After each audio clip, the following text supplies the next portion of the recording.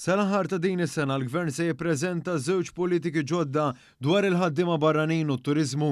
Dan tħabbar mill-Prim Ministru Robert Abela f'konferenza tal-aħbarijiet wara diskors tal-Baġit bit-tema Pajjiż ta' kwalità fil-Berġa ta' Kastilja.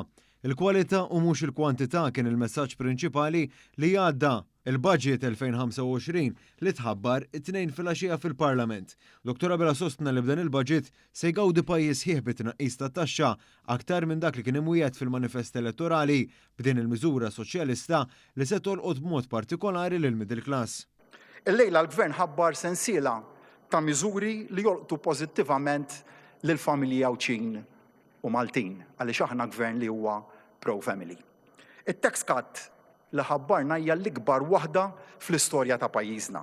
Tfisser 18,000 ruħ illi sallum il-ġurnata kienu qegħdin iħallsu l-income tax illi s-sena d-dieħla jfisser li dawn mhumiex se jkunu qegħdin iħallsu ċenteżmu wieħed fit-taxxa ta' dħul.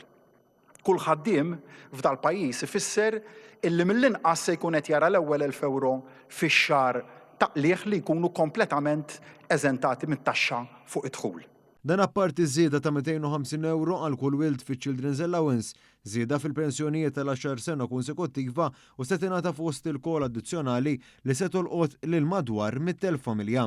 Il-Prim Ministru sostna li għal-raba sena konsekuttiva il-Gvern Laburista se jissussidja għal darb'oħra l-kontijiet tad-dawl u l-fuels fost l-oħrajn.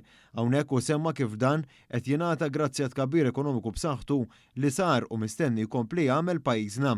Dr. Abela qal kif matul din il-ġimgħa il-Ministri se jippreżentaw il-pjani tagħhom b'dak li se jwettaq il-Budget 2025.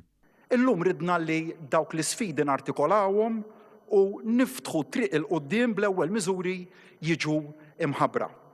Dak hemm illum fil-budget huwa l-bidu u mhux it-tmiem ta' action plan strateġiku. Fil-ġranet illi ġejjin se nkunu qegħdin invaraw numru ta' action plans tematiċi għall-isfidi maġġuri li għandu pajjiżna qudiemu fil-waqt li se nkomplu nispjegaw kif l-investiment li hemm fil-budget ser jitrasforma ruħu f'miżuri u inizjattivi ġodda favur il-poplu tagħna.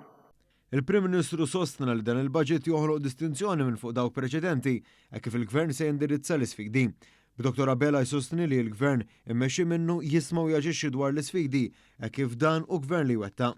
Min-naħa tiegħu Deputat Prim Ministru u l-Ministru għall-Affarijiet Barranin Ian Borg innota kif fi żmien Gvern Nazzjonalista fl-2008 l-akbar wedda tiegħu dakinhar kienet dik li titnaqqas it-taxxa iżda f'5 snin ma sar ġdin.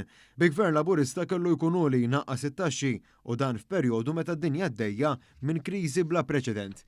Il-Ministru għall-Finanzi Clyde Caruana sostna li dan il-budget juri il-kredibilità u l-abilità ta' Gvern Laburista intqal li s-sitwazzjoni ferm differenti minn żmien Gvern Nazzjonalista e kif dakinhar il-budget kien jitkellem dwar problemi finanzjarji.